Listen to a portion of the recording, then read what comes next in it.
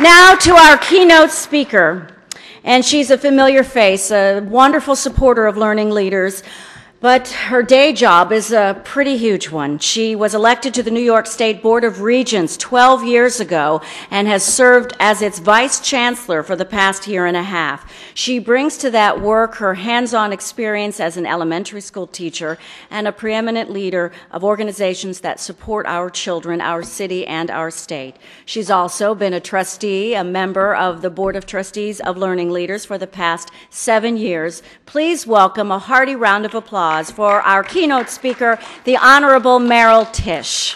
Okay, so. Oh. You feel all right? Okay. Feeling good. So, like everyone else, when I look out on a sea of people, I get a little nervous, so bear with me, but please try and listen to me, because what I'm going to tell you really comes from my heart. I want to start by saying thank you to Learning Leaders for inviting me and wishing you all a really good morning and a great day. And it's truly a treat for me to be here. You have quite a distinguished slate of guests this morning, and I, even as a keynoter, promise not to take too much of your time. When I was invited to be here this morning, I asked specifically if I might talk to you about the importance of volunteerism in my life. What I share with you this morning is a deep and personal reflection that starts with the remembrances of a young child and culminates with the strength and security of a woman who experienced the power of volunteers as a young child and chose to professionalize the act of volunteerism as an adult. When I was a little girl, growing up on the Lower East Side of New York, my parents arranged for me to be admitted to a very swanky school, which required me to travel 45 minutes every day by bus and subway. Most of the youngsters in the school were drawn from the surrounding neighborhood. At the end of every school day, by and large, they were greeted by parents or caregivers in front of a school building. Each parent always had a child in their hand and a treat for that child in their other hand.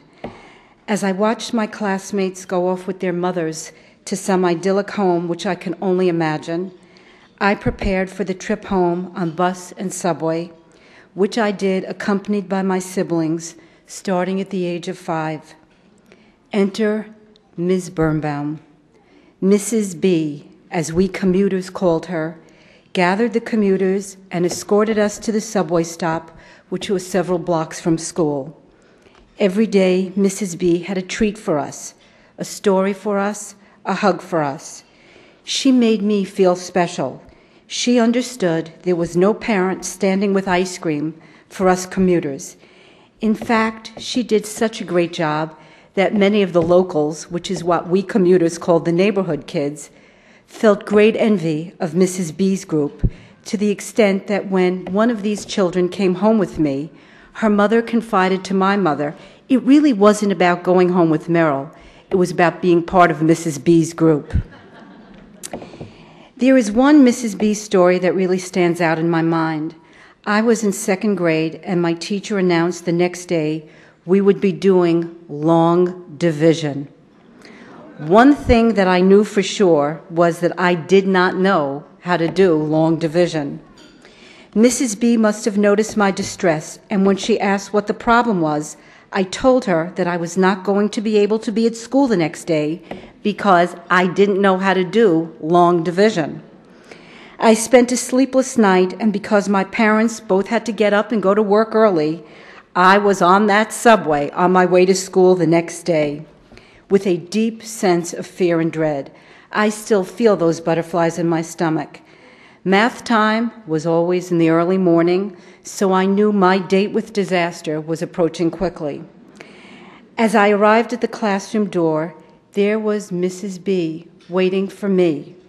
You see, Mrs. B was a school volunteer. Her voice and face are still clear in my mind.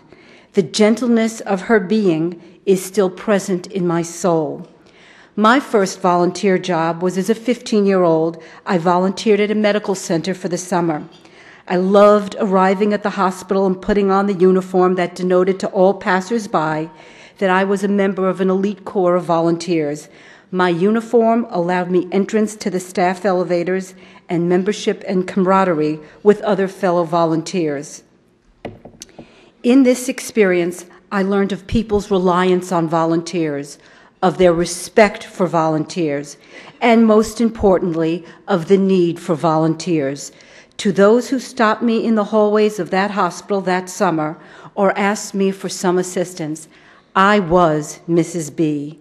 As a young mother, I spent countless hours in my children's schools volunteering to do reading programs, working on governance issues, and on many occasions confronting and demanding of school administrators that they take a variety of actions.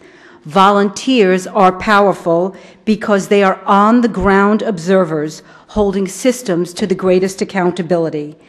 I chose to spend my adult years as what I call a professional volunteer. In this capacity, I founded a children's pediatric foundation and a poverty agency that manages $120 million a year.